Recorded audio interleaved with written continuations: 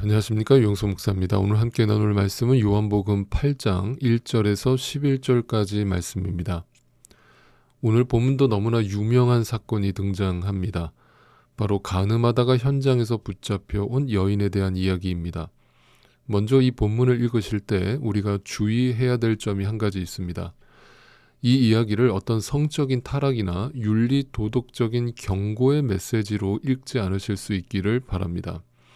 또 한 가지, 이 본문에서 가장 유명한 구절이라고 할 수 있는 너희 중에 죄 없는 자가 먼저 돌로 쳐라 라고 하는 이 구절을 누군가가 자신을 비판하고 욕할 때 너나 잘해 라는 식의 해석으로 자신을 방어하고 변호하는데 이 말씀을 사용하지 않기를 바랍니다.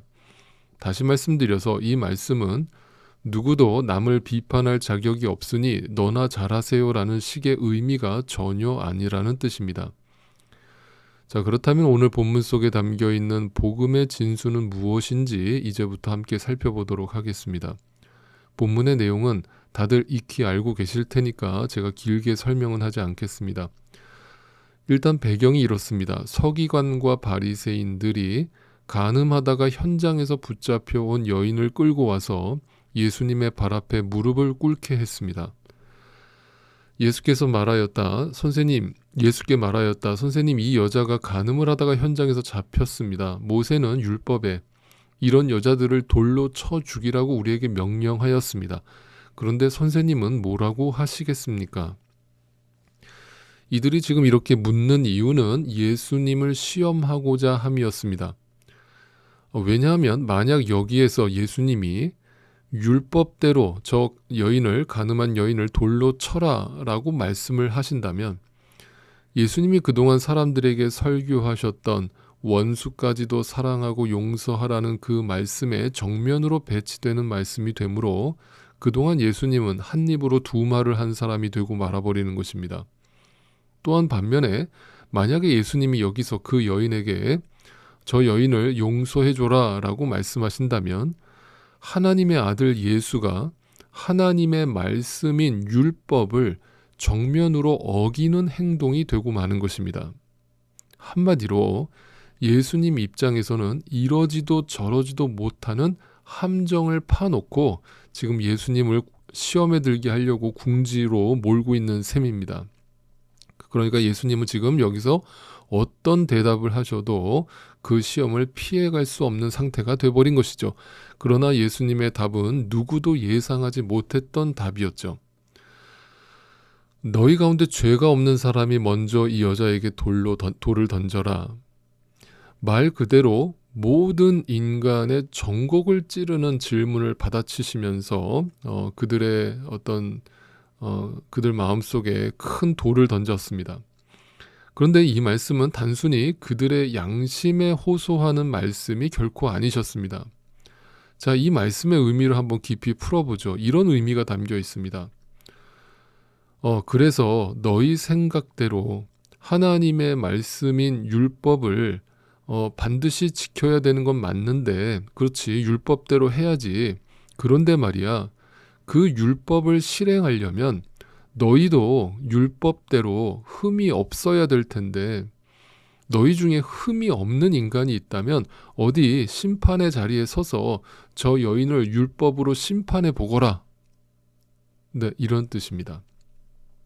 그러니까 이것은 인간의 윤리나 도덕적 양심에 호소하시는 내용이 결코 아닌 것이죠. 만약 그런 의미라면 분명 이 자리 가운데 있는 사람들 중에는 분명 결코 모두가 다 떠나지는 않았을 것입니다. 소위 말하는 양심이 살아있는 윤리적이고 도덕적인 인간이 분명 한 사람이라도 있었을 테니까요. 그런데 그 결과가 어떠했는지 살펴보시죠. 그들의 반응은 어떠했습니까? 이 말씀을 들은 사람들은 나이가 많은 이로부터 시작하여 하나하나 다 떠나가고 마침내 예수만 남았다. 자, 예수님의 말씀을 듣고 그 자리에 성난 모습으로 당장이라도 돌로 여인을 칠 자세를 취하고 있었던 그 사람들이 하나 둘씩 돌을 땅에 내려놓고 어른으로부터 시작해서 젊은이에 이르기까지, 다시 말해 모든 사람들이 그 자리를 떠나갔다는 것입니다. 다시 말해 그들 스스로가 자신이 죄인 되었음을 인정했다는 말이 되는 것이죠. 다시 말해 이 세상에 어떤 인간도 100% 무결한 흠이 없는 인간이란 존재하지 않으며 마음속으로라도 음욕을 품지 않은 자가 없으며 마음속으로라도 누군가를 정죄하고 미워하지 않은 자가 없으며 마음속으로라도 남의 것을 빼앗지 않은 자가 없다는 뜻이 되는 겁니다. 이것이 바로 인간 스스로는 결코 해결할 수 없는 죄. 그런데 여러분, 더 무서운 죄가 뭡니까? 선악과를 먹은 인간은 자신이 곧 하나님이 되어서 자신이 하나님 자리에 올라가 앉아서 하나님만 하실 수 있는 선과 악을 판단하는 주체가 되려 한다는 사실입니다. 그것이 죄입니다. 그것이 바로 자기 자신이 하나님이 되어 있다는 증거입니다. 그러나 여러분, 이 여인이 죄를 지은 것은 너무나 명백한 사실이죠. 죄를 지었다면 응당 그 죄에 대한 벌을 받아야 함이 하나님의 공의요 또 정의가 될 것입니다. 그런데 이 여인에게 예수님이 놀라운 말씀을 하시죠. 11절입니다. 여자가 대답하였다. 주님, 한 사람도 없습니다. 예수께서 말씀하셨다. 나도 너를 정죄하지 않는다. 가서 이제부터 다시는 죄를 짓지 말아라. 여러분, 분명 율법에는 음행한 자는 반드시 돌로 쳐서 죽이라고 명시되어 있습니다. 그런데 주님은 나도 너를 정죄하지 않는다라고 말씀하십니다. 예수님이 아무리 그렇게 말씀하셨다 하더라도 율법이 그냥 지켜도 그만 안 지켜도 그만인 법이 아니죠. 아무리 예수님이라도 그 율법을 무시할 수는 없고 그 율법을 폐하실 수는 없는 것입니다. 그렇다면 누군가는 반드시 이 여인의 죄값을 율법대로 치러야 합니다. 그래서 그 놀라운 답을 우리는 여기서 얻게 되는 것이죠. 누가 이 여인을 위해서 그 율법의 대가를 치르셨다는 이야기를 전해주고 있는 것입니까? 네, 그렇습니다. 예수님이 그 여인을 대신해서 그 대가를 그 율법대로 십자가에서 치르신 것입니다. 여인이 맞아야 할 돌을 예수님이 대신 맞으신 것입니다. 여인이 죽어야 할 그 죄값을 예수님이 대신 치르신 것입니다. 이것이 바로 하나님의 공의와 하나님의 사랑이 공존하는 자리, 그곳이 바로 십자가인 것입니다.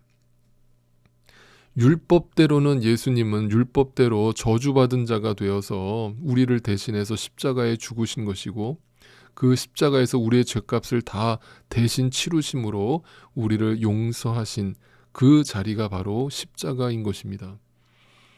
그리고 예수님은 여인에게 가서 다시는 죄를 짓지 말라고 말씀하셨죠. 이 말을 또 가서 다시는 음행을 저지르지 말라는 어떤 윤리적이고 도덕적인 1차원적으로 해석하시는 분들이 있습니다. 그런 뜻이 결코 아닙니다. 이 말의 의미는 무엇이겠습니까? 내가 너를 용서했다는 사실을 잊지 말고 살라는 것입니다. 여러분, 아직도 많은 분들이 신자가 자기 스스로 성화의 삶을 살아갈 수 있다라고 착각하시는 분들이 계십니다. 결코 그렇지 않습니다. 신자는 어떻게 성화의 삶을 살아가게 됩니까? 어떻게 거룩한 삶을 지향하며 살게 되어 있습니까? 그 앞에 칭의가 먼저 있었기 때문입니다.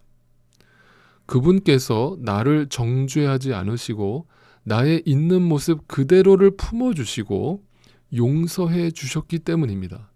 그 은혜를 알기 때문에, 그 은혜를 받았기 때문에, 그 은혜를 기억하기 때문에 나도 모르게 성화의 삶을 살아가게 되는 것입니다.